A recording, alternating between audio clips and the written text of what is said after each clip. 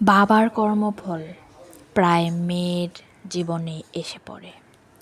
বলা হয় মেয়ে সন্তান শুধু বাবার নামই বহন করে না, কখনো কখনো তার বোঝাও বইতে হয়। দেখা যায় না এমনভাবে বাবার কাজ, ভালোবাসা, বিশ্বস্ততা, টাকা পয়সা আর নৈতিকতা বেছে নেওয়া পথ এসবই প্রভাব ফেলতে পারে তার মেয়ের জীবনে। যে প্রতিশ্রুতি তিনি একদিন কোনো নারীর কাছে ভেঙেছিলেন, তার প্রতিফলন ঘটতে পারে মেয়ের চোখের জল হয়ে, নিজের সম্পর্কে, নিজের প্রেমে। যে ঋণ তিনি উপেক্ষা করেছিলেন বা যে লোভকে তিনি স্থান দিয়েছিলেন, তা পরবর্তীতে মেয়ের অর্থনৈতিক নিরাপত্তাহীনতায় এসে ধরা দেয়।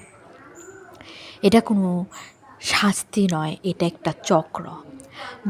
জন্মে বয়ে চলে ব্যথা, অশান্তি আর অপরাধ বোধের শক্তি। এই কারণে হিলিং বা আত্মপ্রচার জরুরি। এই কারণে একজন বাবাকে সততার সঙ্গে জীবন কাটাতে হবে, কারণ তার মেয়ে সেই তরঙ্গের স্পন্দন অনুভব করবে মন থেকে, আত্মা থেকে, এমনকি চুপচাপ তার জীবনের একান্ত কোণেও।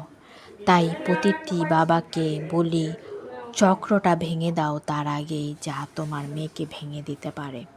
তেমন মানুষ হও যেমন মানুষ তুমি চাও তোমার মেয়ের জীবনে আসুক। আবার বাবার কর্মফল কেন মেয়ের জীবনে ছায়া ফেলে?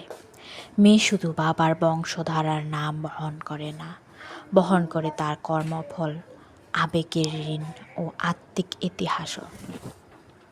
সমাজ হয়তো এসব চোখে দেখে না, কিন্তু জীবনের গভীরে মেয়ের মন ঠিকই অনুভব করে বাবার প্রতিটি সত্তাগত নির্বাচনের প্রভাব। যেখানে চোখ যায় না সেখানে হৃদয়ে পৌঁছে যায়। বাবার বিশ্বস্ততা, সততা, ভালোবাসা কিংবা প্রতারণা সবই কোনো না কোনোভাবে মেয়ের জীবনে প্রতিফলিত হয়। তিনি যদি কোনো নারীর হৃদয় ভেঙে থাকেন, হয়তো তার প্রতিধ্বনি মেয়ের প্রেমে ফিরে আসে আস্থা ভাঙার আকাশে। তিনি যদি কারো টাকা আত্মসাৎ করে থাকে, হয়তো বা পরিণতি মেয়ের অর্থনৈতিক অনিশ্চয়তায় ধরা দেয় ব্যর্থ সম্পর্ক, ভেঙে যাওয়া স্বপ্নের মধ্য দিয়ে। তিনি যদি অন্যায়ের সাথে আপোষ করে থাকেন, হয়তো মেয়ের আত্মা ভিতরে ভিতরে দ্বিধান্বিত হয়, ভালো খারাপের জটিল ধাঁধায় আটকে যায়। এটা কোনো শাস্তি নয়, এটা এক আত্মিক উত্তরাধিকার, একটা চক্র যা চলে পরিবার থেকে পরিবারে, মন থেকে মনে, জন্ম থেকে জন্মে। এবং মেয়েরা তাদের সংবেদনশীল মন ও আত্মার গভীরতায় তা অনেক বেশি টের পায়। এই চক্র কেন ভাঙা দরকার? এই চক্রকে হিলিং, আত্মিক সুস্থতা ছাড়া থামানো যায় না। মেয়ে যাতে বাবার ভুলের ভার না বইতে হয়, সেজন্য বাবার ভেতরে পরিবর্তন জরুরি। বাবার উচিত নিজের জীবনে সত্য, ন্যায় ও মমতা বেছে নেওয়া।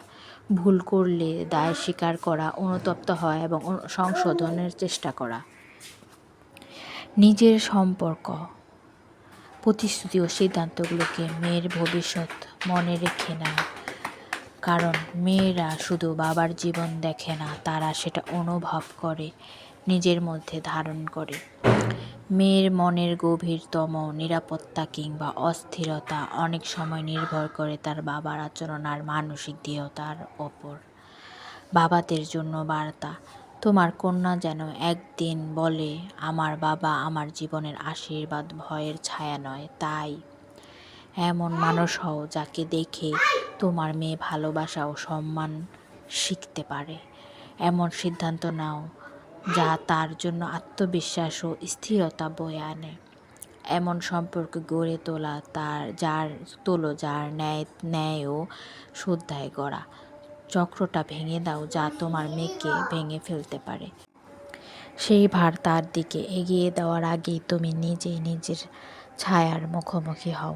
নিজেকে শুদ্ধ করো, কারণ তাতেই মেয়ের জীবন আলোকিত হবে, নির্ভয়, সুন্দর আর সত্য ভরা।